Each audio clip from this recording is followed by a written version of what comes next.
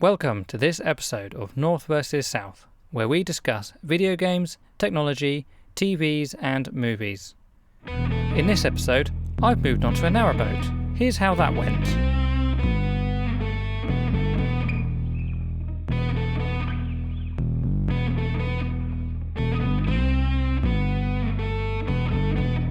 So Josh, you have bought a boat. Please tell me more. Okay, I thought we were going to start with the other one. What was the other one? Oh no, forget that.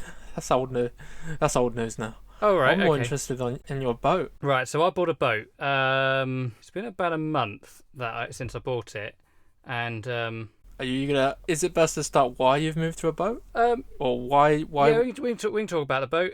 So my wife and I have been living in a rental house for the last sort of 3 years. I mean, prices of everything are sort of like going up and up, and you know, every single year the price of our rental place was going like anywhere between £5 and £20 a month every year, if that makes sense. So it like started at under £700 a month. It started at less than 800, and when we left, we were over 800. And what also then happened is some new laws came in dictating what electrical standards a rental property must meet, and basically our property did not meet them and does require significant amount of work to remedy that. So basically they had to we weren't kicked out, but what they call surrendered the tenancy, because the amount of work that they needed to do, we couldn't remain in the property because it would have been very, very disruptive to us.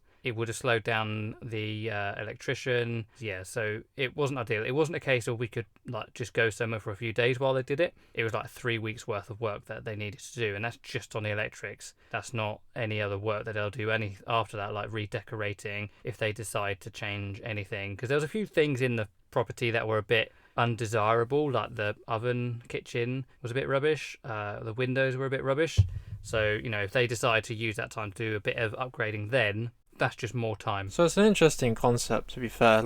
Instead of paying, because I was in a lucky position to, at the time, the economy was okay, and I saved up a bit of money and managed to get a deposit on a house and get a mortgage, but I'm still paying 25 years and £1,000 a month. But yeah, for me, I would never rent. I know there's the people out there that just want to get out of their parents' house, and it's I gotta get out, and I haven't got money for a mortgage, so I'm just gonna rent. Well, it wasn't even about not having the money for the mortgage, it was about not having the salary for a mortgage, which seems absurd because most people seem to have lower mortgages than we had rent.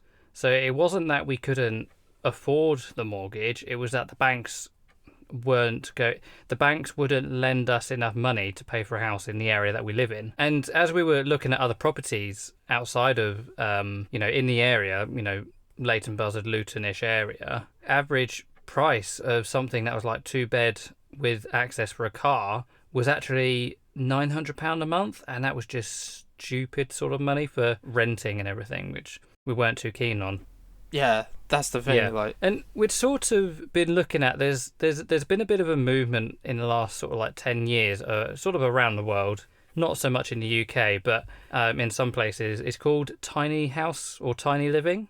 And basically it's just a fancy caravan, for want of a better word, where people build non-permanent dwelling, usually on some kind of trailer, and they look quite nice, and they can be really high end, or they can be really cheap because you use a lot less materials to actually build it and put it together. And during the pandemic, I had some narrowboat video channels just recommended to me, I think because they were watched by similar people, and I'd been watching one channel for a while, and then eventually we kind of started looking up, how much does a narrowboat cost? And we were following this broker that kind of post videos of the boats that they have coming through all the time, and they tended to post a few videos a week. So you're kind of starting to get an idea of how much a good narrowboat costs, a bad narrowboat costs, and so on and so forth. And when we were in this position where we're sort of thinking about trying to find somewhere else to live, well, why don't we try the narrowboat? Have a look. What can we afford? We have, we had a little bit of money in savings and could potentially borrow something else. So I think it was literally the first weekend after we knew that we had to move, we went to look at our first boat. And I will tell you something, that boat was a shithole. It was But it didn't put you off though. no, basically Some people are like, oh, this looks Well- shit. Forget this. no, because like when people collect cars and they pick up a car that is a project. Well, this boat was a project. You couldn't buy it and immediately move in. You had to do a lot of work to get it back into a livable state, a safe state to be on the water. It needed a lot of work, and it was actually quite a small boat. It was. But was it cheap though? Like It was cheap. That was. Than... I'm not going to say that's why I went to look at it, but yeah, it was 20 grand, which in terms of boats, that's cheap. And even especially in today's economy, because boat prices are 10 or 15,000 pounds higher than they were 2 or 3 years ago, even. So that kind of tells you sort of like how bad a state that boat was in. And then I think we looked at our second and third boat the very next day. So we looked at the first one on a Sunday, and then we went and looked at the other one. We looked at the first boat on a Saturday, and then on a Sunday we went up to a semi-local broker up near Daventry, Rugby, Coventry, Northampton. It's a very vague area, but there's a lot of marinas in that area. It's a very canal-heavy area. So that's where we ended up, and we looked at 2 boats there. One was really nice, and there was a second boat that was a bit of a backup. We kind of started looking into finance because we were now in the era of boats where we wouldn't be able to pay for it outright and may or may not struggle to get a bank loan to pay the rest. So we're looking at financing for the boat, and thankfully we got that sorted. And that Friday we drove to Daventry, and basically we were aiming to put money down, or a deposit down on a boat that afternoon. And so what happened? It was quite a funny afternoon, because before we even left before we left the house, one of the boats we were looking at, the first one we looked at, actually was sold. It was STC, sold subject to conditions or whatever. So even before we'd left, one of the boats had sold, and that was kind of bit disappointing. But there were still 2 other boats, because there was a third boat that appeared during the week that we hadn't yet seen, but we liked the spec of. So we were driving up, and we got through this town called Towcester. It's about half an hour, 40 minutes away from here. We were kind of stuck in a bit of traffic, which is a bit frustrating. We're running up, please take my money. And I looked on the website, and by that point the second boat that we wanted to look at but hadn't yet seen had already gone. And if we're honest, the other boat which we had seen and thought we liked, we didn't really like. The condition wasn't quite as good. So we kind of arrived. We did go to the place and had a look around, try and see if they had any boats that were coming in that hadn't yet gone on the website, but unfortunately they did not have anything. So we're a bit disheartened at this point. I'm not saying we decided, but we kind of ended up in a garden centre car park. The vague aim to have some lunch and try to find some other marinas nearby that may or may not have had a boat. Because like I said, there was about 7 in that area, all within easy driving range. So the plan was try and find a boat in our price range at one of the marinas. Before we actually got out of the car, I'd found a marina that had a boat for sale.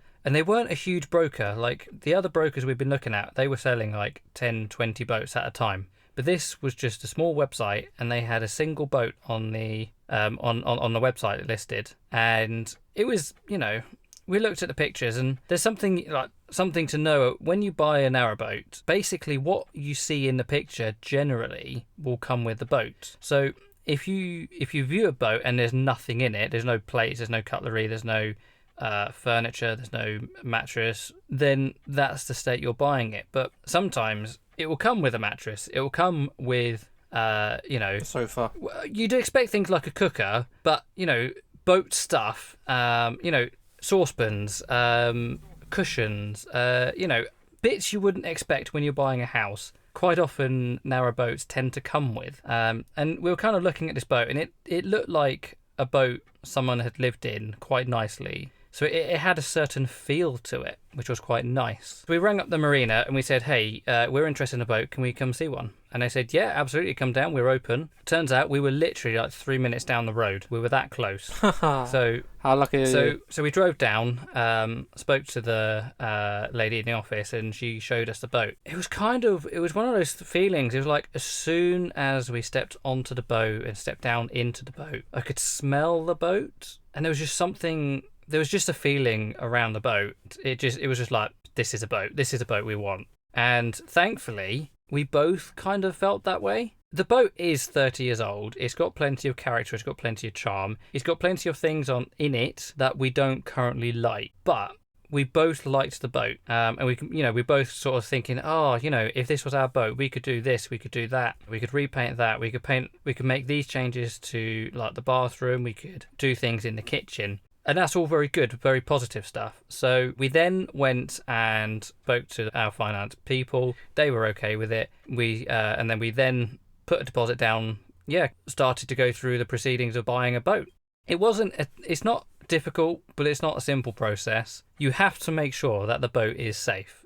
That is a sort of like requirement for insurance, for financial, just for being on, and there's the same way you would a car, like an MOT, you have to make sure the boat's safe as well. So we had to pay for the boat to be removed from the water, and had to pay someone to come down and basically give it a full check. And unfortunately, that took over a month. So I think we looked at the boat on the 20th of June, and the earliest I could get the boat surveyed was the 27th of July. So it was over a month. So that was a very, very long wait. But I'd finished work by then, and Jen had taken a day off. So we actually travelled up to see the boat whilst it was out of the water, and we actually met and spoke to the guy who was doing the survey. And I'm sure you put your car in for an MOT, and you always have that kind of like, you're a bit nervous, like, is it going to pass? Is it going to be very expensive? And we kind of felt the same way. But then we spoke to the guy, and we're like, we didn't want to be like, oh hey, how is it? Because we're paying him to write us a report. But we were like, hey, how is it? And he was like, genuinely, this is a boat. This is a good boat. It's not going to be without its work. The boat will need some works at various points. Like I said, it's 30 years old, and it is made of metal, and it spent its life in the water. But there was no major works required immediately. Some remedial works to do with electrics, which we managed to get the previous owners to pay for. So we got that sorted without having to pay for it. And then a few other bits we'll have to do before 2024, as well as all the other general stuff you kind of need to do to keep a boat safe on the water. But generally, the boat was good. It's in good condition. What's the stuff you got to do before 2024 then? There's just a few things we need to adjust because there were some changes to the regulations, the safety regulations around gas on the boat. So, we've got gas on the boat for the cooker and for the hot water. And it's just a few changes we need to make to fit the new rules. It's just basically ventilation. There's, I think, some pipe harness that I was just a bit too far away. They need to be a bit closer. Nothing major. Stuff that I've actually seen have happened to other boats. So when he said it, I actually kind of understood. I understood what he was saying and why he was saying it, because I've seen other people having to do the exact same things as the rules changed. So that was fine. And then we'll just keep an eye on the BSS, which is what's called the Boat Safety Scheme, and try and address issues as they come up before the scheme. So when it does come up, it goes through and it passes without any issue. So then there was another period of waiting after that inspection, whilst we kind of waited for the broker and the finance company to kind of like do all the bits they needed to do and sort of like transfer the money.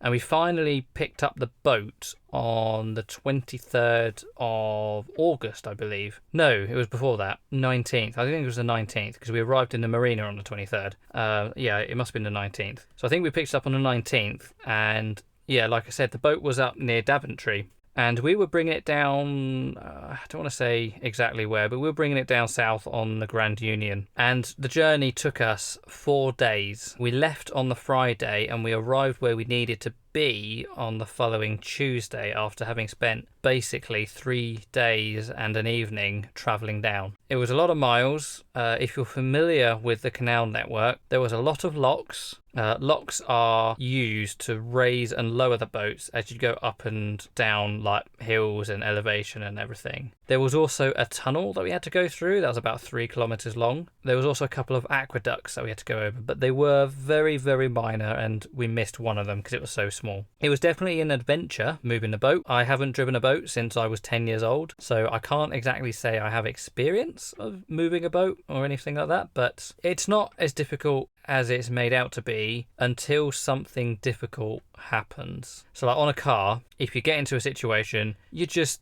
put the brakes on and you come to a stop. We can't do that on a boat because if you stop the engine, well, there's no brakes and the boat just carries on moving. The boat weighs 15 tons. There's a lot of momentum. There's a lot of energy going on there. So even if you're only going 3 miles an hour, it still takes a while to stop. If you like, you can put it in reverse and that will help slow it down. So you have to be predictable and methodical in everything that you're doing, which is difficult, particularly at the moment. We're in a bit of a drought. The canals are shallow and boats have to be a bit closer to each other because the edges of the canal, boats are getting stuck. And we got stuck a couple of times. It's no big deal. You could just kind of reverse out and avoid that spot again. We didn't get stuck, but yeah, we did sort of run aground about twice. Then you get a stick. You can use a stick if you have to, but generally, if the engine has pushed you into the mud, the engine will generally get you out of the mud again, so it's not too bad. So we spent a few days moving down. The weather was quite good. I don't think there was that much rain. The sun wasn't too hot. It wasn't during the heat wave. It would have been horrible during the heat wave, and next year is going to be interesting because we've not been on the boat when it's been stupidly hot. And then the community on the canal is quite, we met a lot of people as we were traveling down. In the locks, you kind of like buddy up with other boats. There's like 2 boats can fit at once, so talking to people who are a bit more experienced, they sort of like giving you advice, and it's genuinely good advice. It's not like condescending or anything like that. And other people you're just kind of meeting along the towpath, because at the end of the day, most people walk quicker than a narrow boat travels. Also, a lot of pubs that we could go and visit. So you're not having to like worry about cooking or eating on the boat. So we could do that, sort of like to allow the food that we did have to last a bit longer. So that was basically our holiday was 4 days moving the boat down from Daventry to where we are now. And then we're in and around the same area that we were previously living because we both work in this area. And yeah, we're not on the canal itself. We've got a mooring in a marina, and the marina itself is very nice. We've got people around us who can help us. The people who work there are very helpful as well. So yeah, we're quite glad to be in it. It's quite a nice marina. So yeah, we're quite happy here. I mean, you've seen the marina. It looks quite nice. It's very, very modern, very clean, and yeah. So we're quite happy to be here, and yeah, it's just now getting used to living on a boat, living in a small space. We've been on it for 6 weeks, I guess now. We're still getting used to it. There's still changes we want to make. Jen's been doing some decorating on the inside.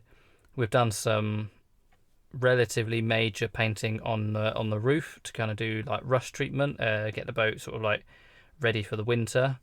I've got some paint coming in the post to kind of finish all of that up. And yeah, we're kind of at the point where we're just kind of like showing the boat off to everyone now as well.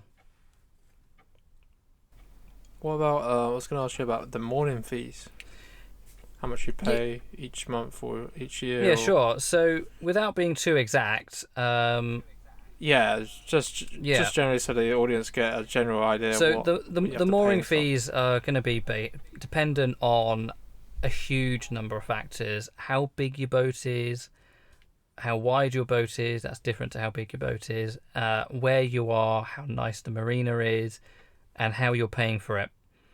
Some give discounts for paying upfront for a whole year, others don't, or do it differently. So like one of them we looked at, if you paid monthly, you paid more than if you paid 6 monthly, but you still paid more than if you paid annually.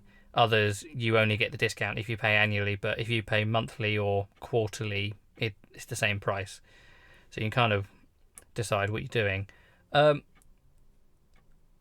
the mooring fees are less than half the cost a month than the house was costing.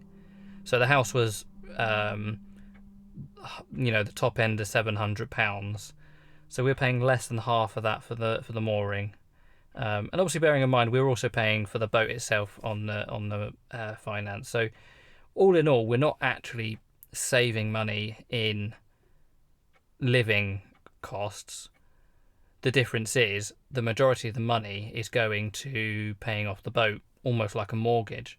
It's not paying off someone else's house or someone else's boat. It is paying off our boat. Like, this is our boat. We own it just as much as you own your house with your mortgage. Yeah, exactly. And then the marina is just because we have to work. We have to have the boat in one place. You can't, with the canal network, you can't stay in the same place for more than 2 weeks. You have to keep moving.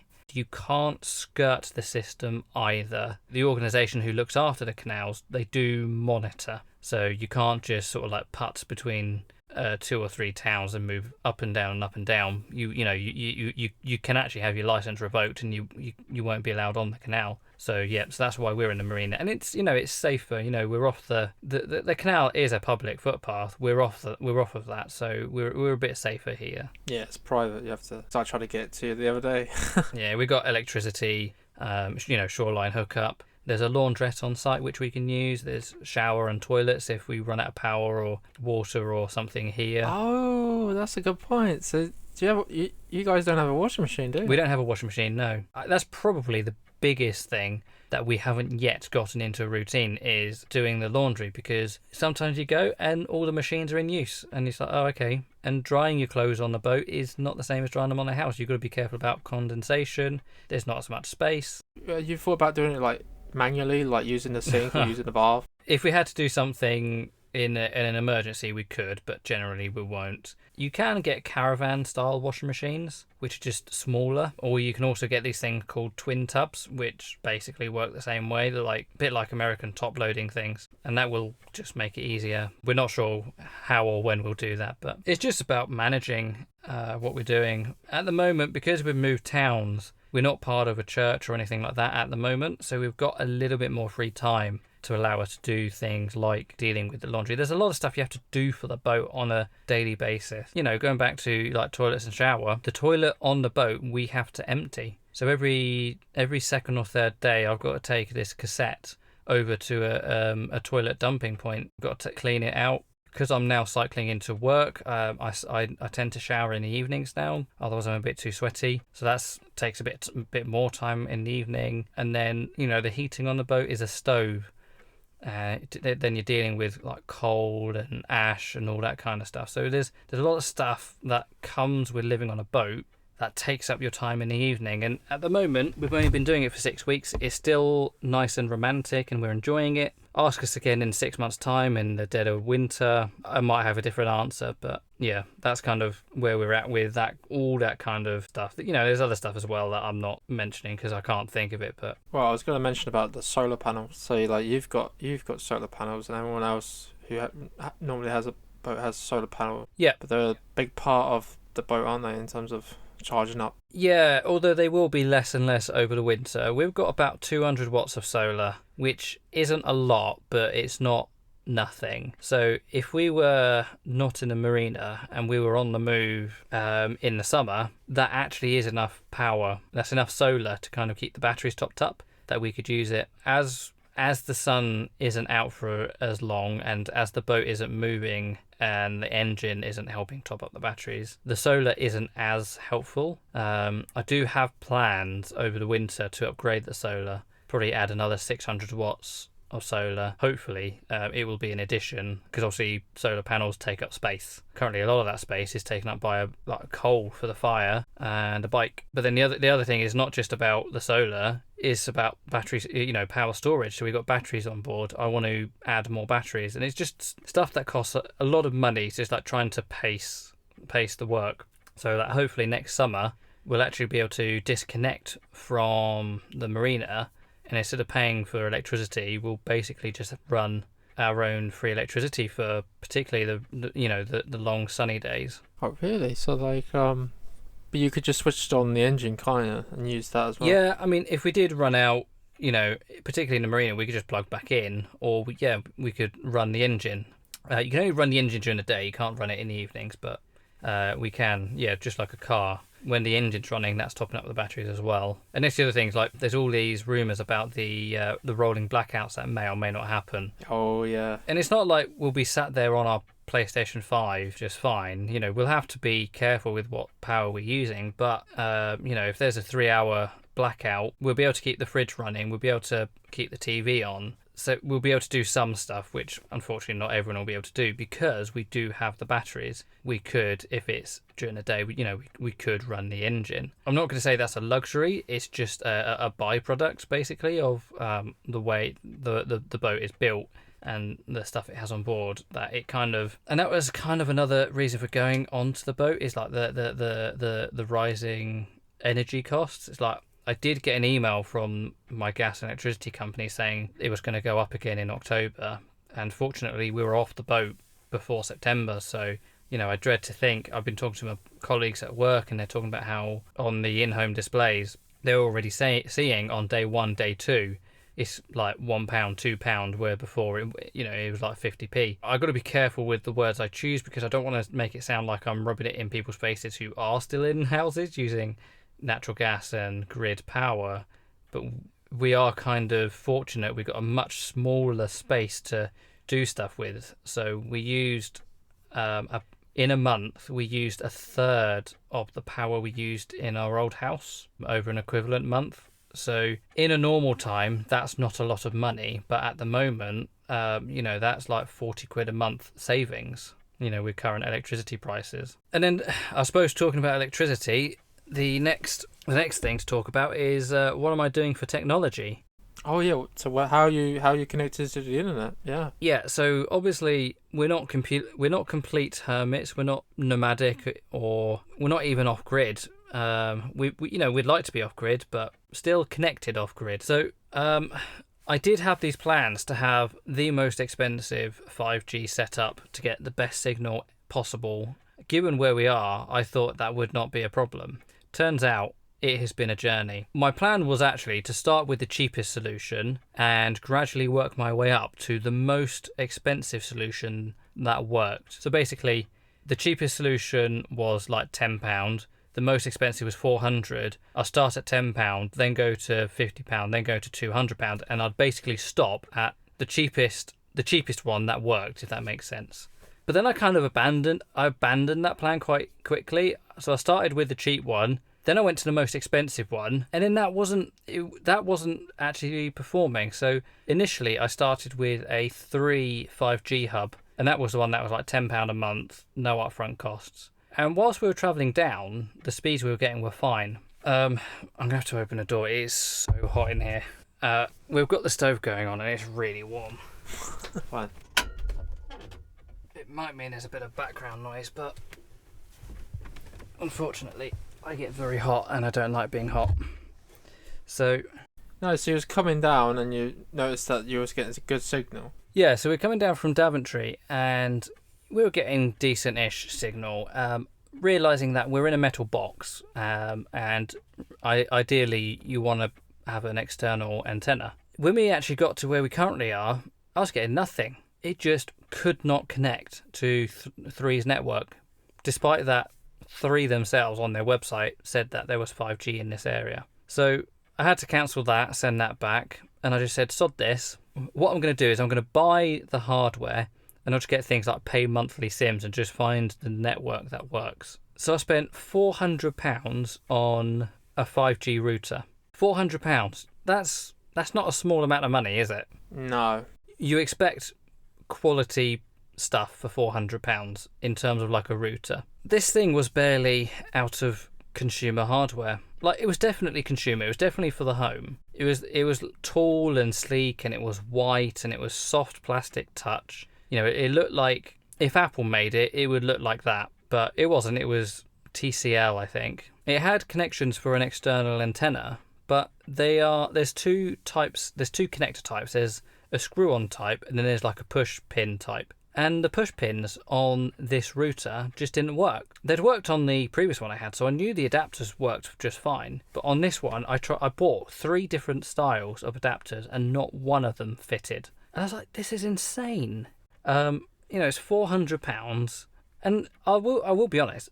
The router itself worked fine in this area. I was getting like 80 megabit per second download speeds. It was the upload speed that was suffering, and some of the features of the router itself weren't as good either as I kind of wanted it to be. I didn't have as much control over like things like Wi-Fi. So I said sod this for a toffee penny, and I actually said, what's the point of spending £500 on a 5G thing when it's only getting me 4G speeds? So what I've actually done is I've returned it, and for about £100 I bought a very industrial looking 4G router. For a quarter of the price, it works just fine. It's not the best speeds, it's 4G, but it's stable and it works. It's fine. And for a quarter of the price, I'm just going to stick with that until... Basically, I think the 5G market, I mean, these are all marketing terms, not technological terms, but I've just got to wait for the 5G market to mature before I can really invest in it again. Hopefully, I'm thinking in a year or two's time, there might be some more products on the market that I can use, but that wasn't the way I thought that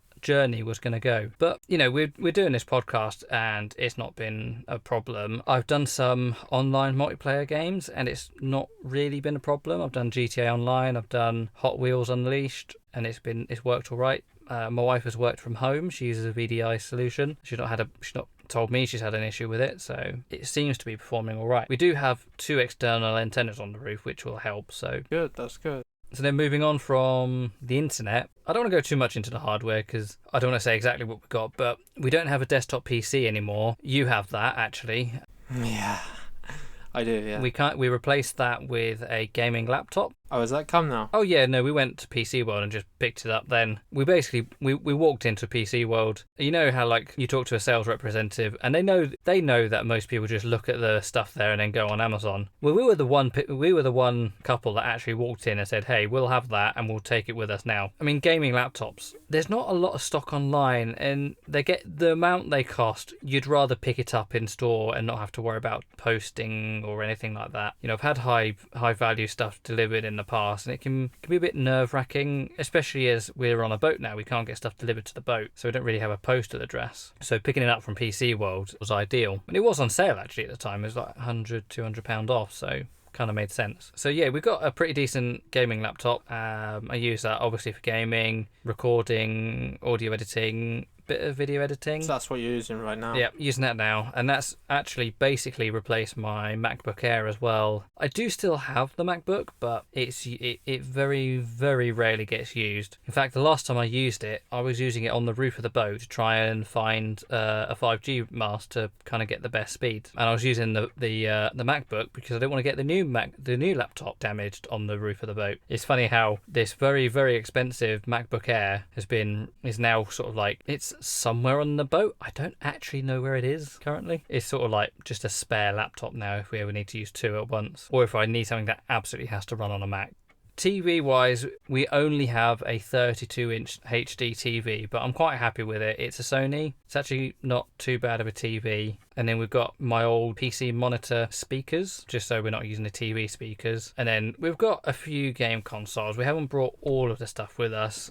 You've had a couple of our PS2s. Have you had 1 or 2 from us? You had one PS2 and a load of peripherals, wasn't it? Slim. Oh, I did give you the Slim, didn't I? Yes. Yeah. Yeah, you did, yeah. And you also gave me a component cable because I needed that. Really. Yeah. But we kept the Switch, the Xbox and the PlayStation, so we've got enough between that and the laptop to kind of keep us ongoing. Oh, definitely. Like, someone's probably listening to this thinking, you've got all of that in a boat? I know. So... but this is the thing. Is like it's quite spacious. Like, I've been on it, and it's not like. To be fair, it's not as spacious as when you saw it, because when you saw it, we were moving stuff on and off. Right. So it's a bit more crowded now. But I have plans for this boat, technology-wise. I've got Unify Wi-Fi. I kind of eventually want to get like CCTV cameras on here, just for security, but also for like film. Almost like filming. Yeah. So I need to run like network cabling up and down the boat. I've got my NAS with me, So I've got 10 terabytes of storage on the boat. Oh, yeah. And that's actually quite helpful because I managed to save my Steam library from the old PC onto the NAS and then copy it from there onto the laptop, so I didn't have to re-download all the games. Oh, that's a good, clever idea. Yeah. And then I've got, so like the PlayStation, I've got an external USB hard drive. Yeah. So if we need space, we don't delete the games, we just put it onto the hard drive and then we can download the new game. Because obviously downloading does take, even if you've got 5G speeds, downloads take a lot longer because you do get throttled if you're downloading a lot because other people in the area need to use the 5G or the 4G as it is for us. Yeah. But yeah, we've got, I have plans, between the solar and battery upgrades. I'm starting to look into like what smart stuff I can bring into the boat. I've got some, brought a smart plug with me, so I've already got like a light that turns on and off automatically. And there's other stuff I want to do. Philips Hue, like those LED strip lights would be nice somewhere.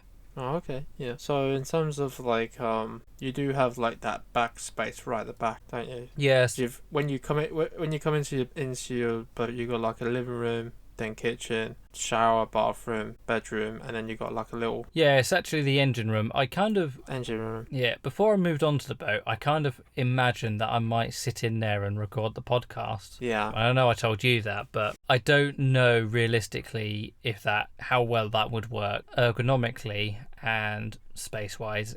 We kind of refer to it as the shed or the garage because at the moment it's full of all the stuff that we don't need. There's tools in there. There's a fan for the summer because it's not wasted space, but you only use that space when the boat is moving. When the boat's not moving, we kind of just we're using it as storage, which is still a valuable thing to have, especially like fan when it gets hot in the summer. Oh yeah. And then at the moment I've just got the door propped open to let all the cold air in, which will annoy my wife greatly. But as I was setting up for this, it took me 40 minutes to set up for this recording because one problem is we can't leave stuff out, so things have to go away. Things get moved around, and I haven't got a proper microphone set up yet for the boat. I'm still kind of trying to work out how I'm going to do that. So the audio quality in this podcast is probably not as good as normal. That's because the microphone's a bit further away from me than normal. But so there's a bit of it. I've literally just realised there is a clock, there's a clock probably closer to the microphone than I am. So I do apologise if that's in the recording. I can't hear it. You won't because you're listening on Discord and Discord does compression, but it might be on. It is behind the microphone, so it should be. The pickup pattern of the microphone might exclude it, but I just don't know. I'll have to remember that next time I record if it's in the if it is picked up. But recording in the engine room would be interesting to do, and it might allow me to like leave some of the microphone and equipment set up. But I'm also realising it might be a bit more echoey because it's a lot of hard surfaces very close together. So did you finally get a dining room, like a dining room table? We picked up an IKEA desk that is long enough that two people could sit side by side, and we can either have it up against the wall in a desk configuration or bring it out into the centre. And once we've got enough seating, you could have like 4 people around it. Okay. And that's one of the things about tiny living is about having convertible spaces. Not all the time, but we're not too keen on like the sofas that quite often you find in like caravans and other tiny houses. They kind of have like integrated storage, or they can turn them into a bed, but they don't always look or feel the most comfortable. I think we've got 2 chairs at the moment. We're probably eventually going to swap it out for a slightly smaller sofa just to give a bit more space in the boat. Because that's the thing, the boat is actually less than 7 feet wide, and that's the external dimensions. So internally it is very, very narrow. I mean, it is a narrow boat. A narrow boat isn't roomy, it's cozy. Don't let anyone tell you it's spacious, because none of them are. Well, no, but the thing is, you make your space by your arrangements, don't you? Yes, yeah. And you just have to adjust your lifestyle as well to living in this space. My parents' house is a lot bigger than my house, but there are ways to, you just like my living room is tiny compared to probably... Mate, your living room is not tiny. Yeah, to you it's not, but like to my parents are like that. No, I mean, my parents' living room is smaller. You've been to my parents' house, haven't you? Yeah, yes. It's probably about 2/3 the size of your living room. Yeah, but what I'm trying to say is like you just get used to it. It's like when I was living at my parents' house, it was a massive living room. Oh, because that was front to back, wasn't it? Like one big long room. Yeah. So it's like I don't have that. I just have this. But I kind of like that. I like that section off. So for you, like, say if Jen is like, I want to go to sleep, but you want to keep playing on the PlayStation. Is there? You said you got a door. So is there like, have you got like a ways of privacy to not interrupt any like? Well, there is a door, but there are holes in the door. Oh, okay. Ventilation holes, and the door's just made of a single panel of wood. So, like right now, actually, like Jen's in the living room, and I'm in here recording on a microphone. And I know I've told Jen you don't need to be quiet. No one listens to our podcasts. We don't have a huge audience right now. We do. So I say, don't feel like you need to tiptoe around the boat. But I know she will. She'll be really quiet as she's moving around. And vice versa, like if she's in bed, which she never is, I'm always first to bed. But if she was in bed and I was up, it'd be a case of I'd use headphones because the sound will carry. Yeah, that's the thing. Yeah. So if you're just playing video games and stuff, there's no way of like stopping from someone sleeping. But the other thing is, the bed is up against the wall, and I sleep against the wall. So I would then have to climb over Jen to get to my spot in the bed. Ah, okay. We're not going to be in that situation. Last week Jen was off work, so she did come to bed later, but generally we are kind of going to bed at the same time. It's very rare that we're not. But in terms of like, but that's part of living on a narrowboat or a tiny house, is that the space is condensed, which means one of you is playing the PlayStation, the other one watches or does something else in the same room. But like sometimes I play Skyrim or GTA, I'll put headphones on, but then I can hear the TV. Should she put headphones on as well? Do we both sit and wear headphones, or do we both not wear headphones and the games kind of, the sounds interact with each other? Yeah, we're kind of still working on that. We might kind of compromise one way or another. At the moment, if I'm using the computer, I kind of put headphones on. Yeah, it's an interesting point because I want to touch on, like, because you're so close to other boats, you can't spend too much time late at night. No, so you've got to be careful about your volume, TV volume. We didn't bring a surround sound because a subwoofer would carry through the boat. And I also know, initially when I spoke to you about the podcast, I said I can't record past 9:30 because there's other people, like there could be another person within 12 feet of me right now. And that's primarily on a weeknight, so like Sunday to Thursday nights.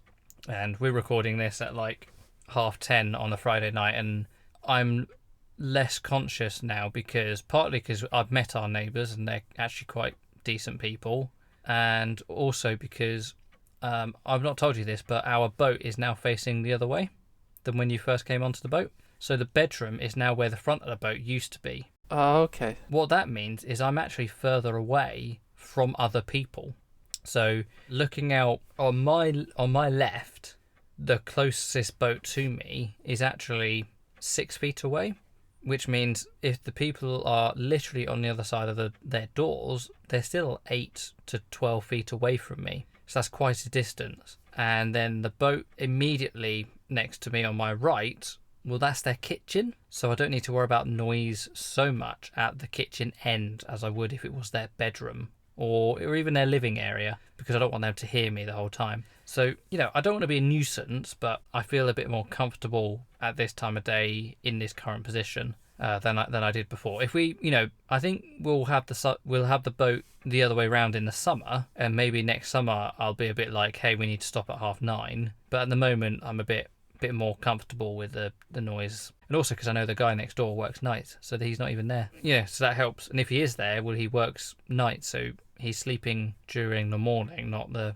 evening. So yeah, that's good then, isn't it? That's a win-win, isn't it? Yeah, I don't think we're gonna go too late anyway, are we? So we're not gonna. I gotta get up in the morning tomorrow. I've got to get up to put the heating on. It's going to be 6 degrees tomorrow morning, which means the boat's going to be cold. I've got the heating on already, mate. That's insane. I can't believe you, of all people, have the heating on. If it was me, it'd be switched off completely. But, it's not just me living in the house, is it? Yeah, I suppose. Think about Mavi and the kids. They want the heating on. They get cold. I'm in the loft right now, and like for me, it's kind of like chill. It's kind of cold but chill, and it's the right temperature for me right now. It's great. Yeah, I mean, since I opened the engine door, that's kind of what I've got, and it's actually quite comfortable for me now. But if Jane came in here, she'd be freezing. But we have I mean, we have to heat the boat because otherwise the boat, I mean, 6 degrees isn't freezing, but we have to keep the temperature warm enough that we're not going to have issues with condensation and other stuff. So like genuinely we have to heat the boat. So we've had the stove going for the probably about 50% of the time on the last week. And it's also just getting used to using the stove before we absolutely need to use it for actual not dying from cold. I think the last thing I want to touch on is like you've also got parking, haven't you? Like you could park your car. Oh, what with the car? Yeah, it's not like you sold your car and you can't use your car. It's like there is a car park for you to park your car. Yeah. So there's a small car park. We've only got one car. I mean, eventually it would be nice if we could go carless. The dream would be that we could travel around the canal network and not be in one spot. And if we were to do that, we wouldn't be able to keep a car financially or physically because we just wouldn't be able to keep it near us. So if we could get to a position where we could move around the canal, we would get rid of it. But at the moment, because we're both working, I mean, I'm cycling and commuting by train, but my wife, she is driving into work. We do still need the car and, just other, the normal day-to-day living if you weren't on a boat, seeing family, doing shopping, that kind of stuff. So yes, we do, we can keep a vehicle with us on site. And it's semi-secure because it's not out on the street or anything. So that's quite handy. It's a controlled car park. Like you have to have a token to get in, which is quite handy. So yeah, I mean, that's quite good. It's not the best car park. There are fewer spaces than there are boats, but not every boat has a car. So sometimes it can be a bit dicey. Like if you come home at 11 o'clock at night, you might struggle to get a spot, but generally speaking, it's been all right. It's not been too bad. I was there the other day and I saw people just parking on the curb, to be fair, like not even parking on a space. So, but yeah, I think that's pretty good, like in terms of letting the audience, like if you're interested in this kind of stuff and thinking about moving to a boat, then I think you've given us a lot of good information there. Yeah, the one thing I haven't said, I kind of alluded to it but didn't actually say it. The tiny house movement has gotten very popular in America and Australia and New Zealand because the laws kind of allow for it. In the UK, because we require planning permission, it's very difficult to live legally in a tiny house. And there's various nuances that allow or don't allow it. I'm not going to go into them all, but it makes, if we wanted to build a tiny house, we wouldn't be able to put it anywhere, and that's kind of frustrating that the law doesn't allow it. Narrowboating, it doesn't circumvent those laws, but because it's been around for 200 or 300 years, it is a way that we can do tiny living in a legal way. There are some parts of it that are tricky and difficult to do, but we're not living illegally. We're not like stealth vanning in car parks or whatever. Like we are perfectly within our right to do what we're doing, so that's okay. If you're listening from America, you can build a tiny house and just go out into the wilderness, and you can kind of live. You could even live off the land if you wanted to. But unfortunately, the law at least in England specifically doesn't allow for that, and we're not even the most strict. I think France is even worse than the UK is. But I mean, it would be great if in 10 or 15 years' time, like the laws would change, because we live on a narrowboat now, but maybe in 20 years' time we would like to live in a tiny house somewhere. If you do look up tiny living, sometimes they can be part of a commune where there's like 2 or 3 people who they're renting or purchasing a plot of land together, and they'll cultivate the land. So they're kind of like growing food and becoming like self-sufficient in a way, becoming less reliant on food shopping and that, which you think about your impact on the planet and trying to reduce it, and that's a way that you could do it. But it's just a shame that at the moment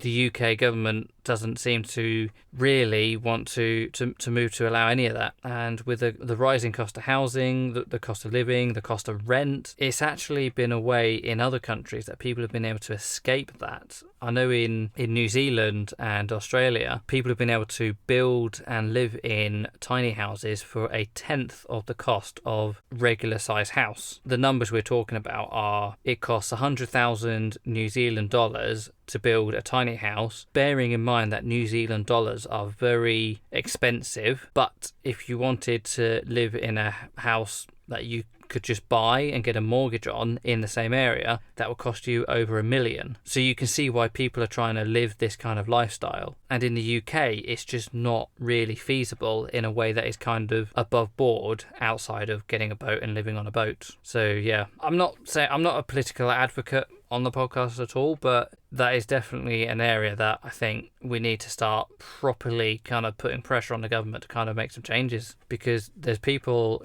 I'm not a career-driven person. I don't want to earn a lot of money. I just want to earn enough money to live. So I don't want to own a £300,000 house. I'd be quite happy in a tiny house or a narrowboat or something else. So it would just be good if the government kind of worked to kind of make that possible. Thank you for listening to this episode of North vs South. Please like and subscribe and comment on YouTube, or follow us in your favourite podcasting app. Goodbye.